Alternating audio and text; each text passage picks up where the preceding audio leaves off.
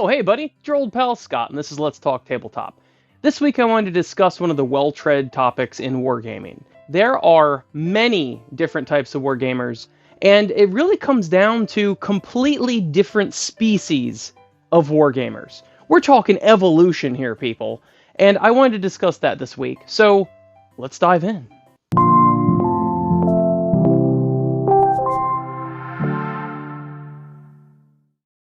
Now, I've been playing wargaming games for a decade and a half at this point, and I know a lot of you have actually been playing longer than I have. You might have started in the 90s or the 80s or whatever, and there is no denying that we are not all the same.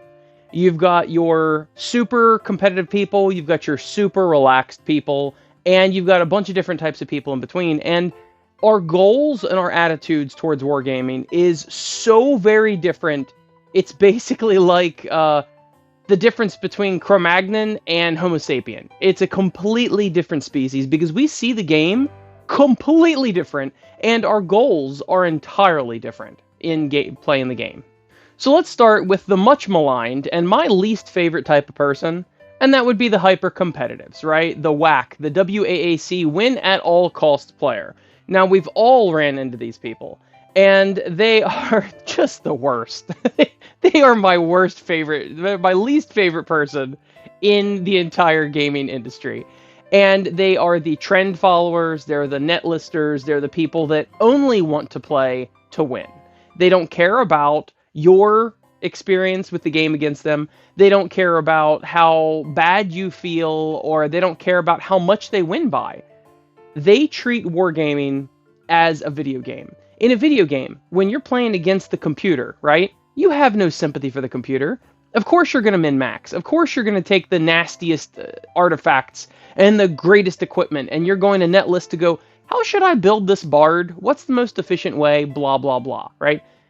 But when you're playing against the table from another human being, you have to consider, unless you're heartless or a sociopath, you have to consider the other player.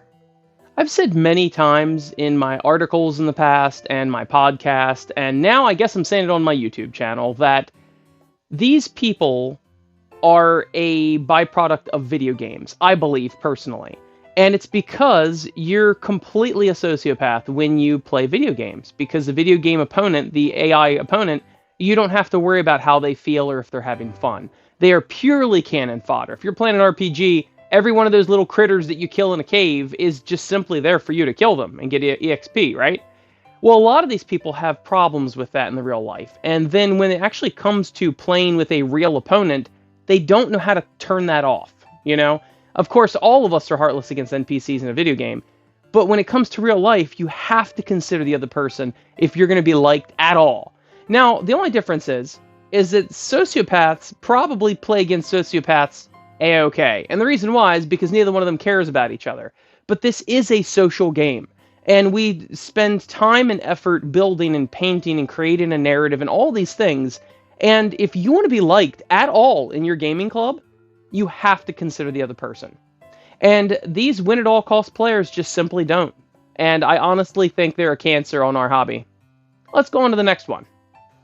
The next type of person is what I would call the midfielder or the average John. And the reason for that is that they probably attend tournaments and play things like that. They can play competitively. They keep up with the meta, at least to some degree. It doesn't mean they netlist, but they're aware of the trends and all of that. They may even know what the win ratio of their faction is or things like that, right?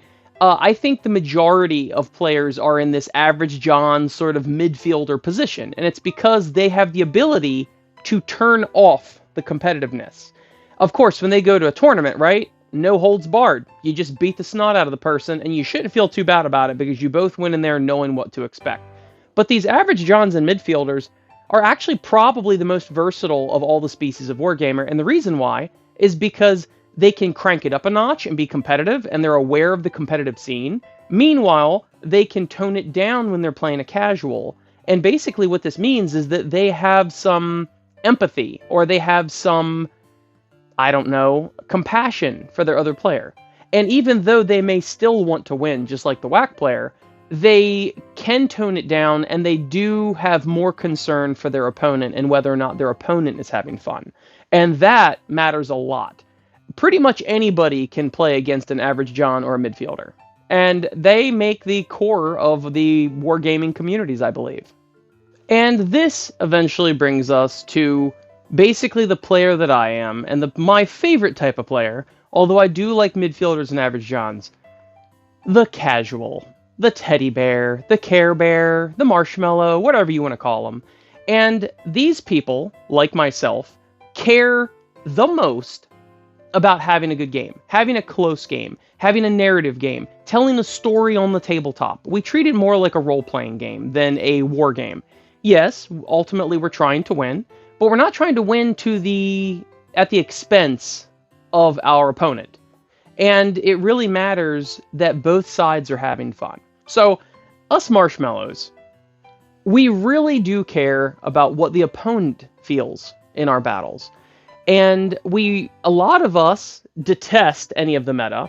We detest whatever the new hotness is. We're never going to go chase the meta or any of that thing. We're much more prone to conversions and kit bashes and things like that make it a narrative. We're also much more prone to making a story, and we treat wargaming more as a role-playing game, as a cooperative game.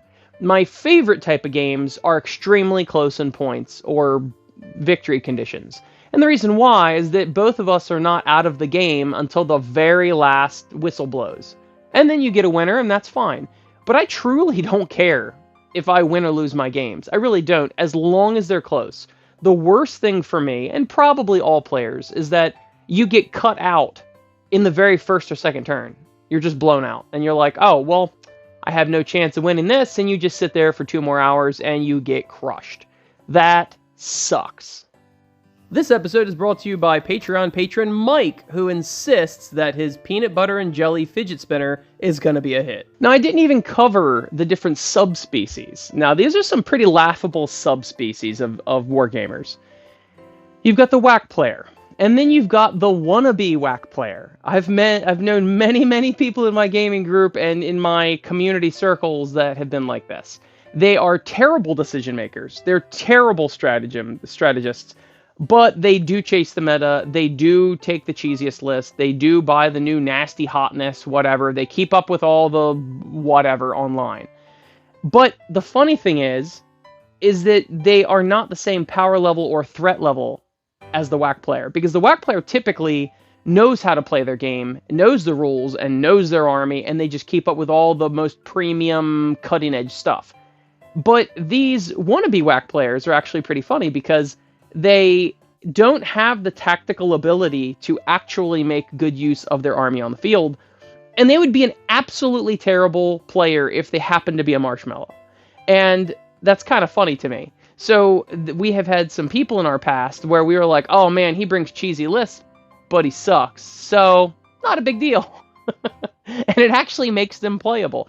And for that, it's kind of nice that there is a meta and that there's net listing and all that, because those people end up being moderate players versus absolutely atrocious players if the meta and net listing and all that didn't exist, because they just don't have the capacity for it. So in that case, that's actually good because it keeps them in the game versus just getting stomped every single time. Then you've got what I call the Mr. Magoo. These players are absolutely adorable, and they're great to be around. Don't expect a strong game out of them because they can't or don't care to remember the rules. We've had several people in my life like that, and they are always a blast to play because they don't take it too seriously. They are like the epitome of a marshmallow, but they're also like play school marshmallow. Like, they are the bottom of the competitive scene, and the reason why is because they don't even care to remember the rules. They throw dice, they have fun, it doesn't matter. They are fantastic to play against if you are a marshmallow, because they're a lot of fun, and they don't take it seriously. If they lose, they go, oh well, and they're just a blast to be around. I love these guys.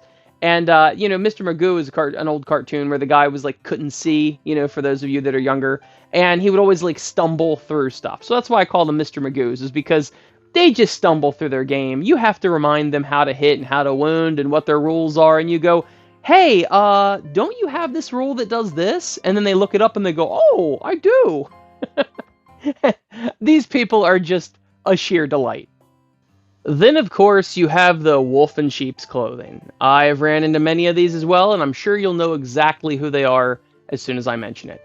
They're the people that are truly a whack, a win-at-all-cost player, but they like to give the impression that they're either a marshmallow or a midfielder.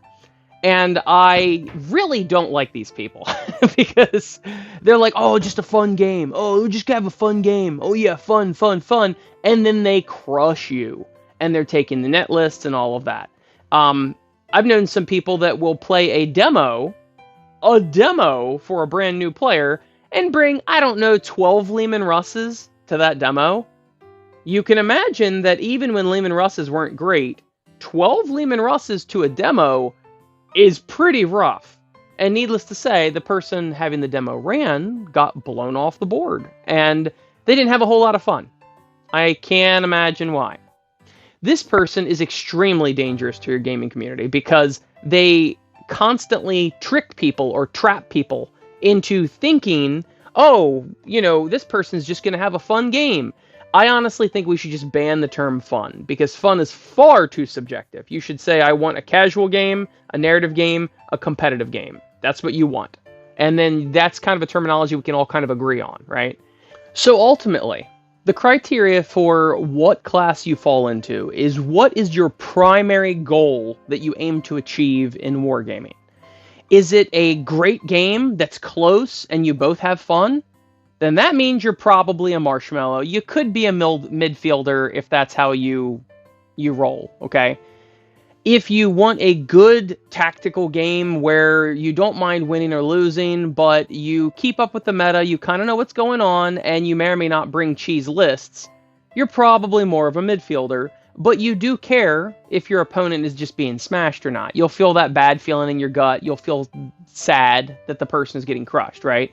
Then you're probably a midfielder or an average John.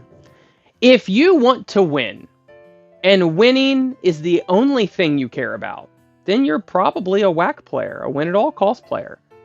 So I would love to know what your goal is when you play this game. And I would love to know in the comments what you deem yourself to be. Now, I was never a win-at-all-cost player, ever, in the 15 years I've played Warhammer and Wargaming.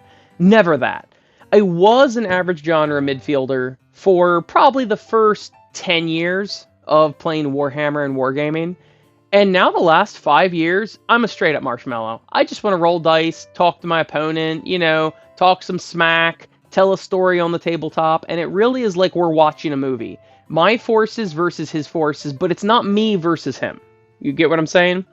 And I am truly a marshmallow at this point, and occasionally, when Warhammer keeps changing editions as often as they do, I'm going to end up being a Mr. Magoo too, because I can't tell you how often me and my friends will be like, so what's the pile-in? And we also play Age of Sigmar and 40k, and they're slightly different, and then each edition is slightly different.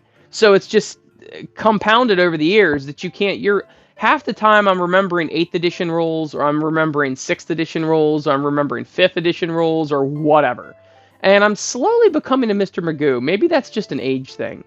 But anyway, I would love it if you would support my channel by liking and sharing and subscribing and commenting. And I actually really do want to hear your comments and whether or not you think you are a whack player or a average John midfielder, or a marshmallow, or one of the subtypes of species.